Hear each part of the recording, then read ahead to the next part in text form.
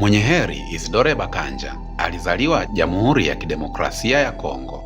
Alibatizwa na kuwa Mkristo Mkatoliki akipokea skapulari ya Mama Yetu wa Karmeli ambayo aliivaa kwa upendo na heshima kubwa.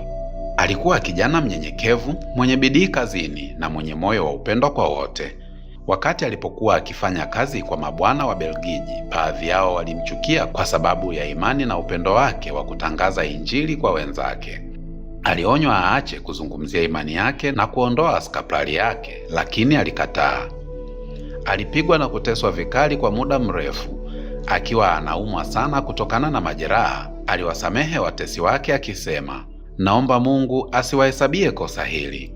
Isidore Bakanja alitangazwa kuwa mwenye heri na sasa anatambulika kama mlinzi wa vijana, wafanyakazi na wote wanaoteseka kwa ajili ya imani yao.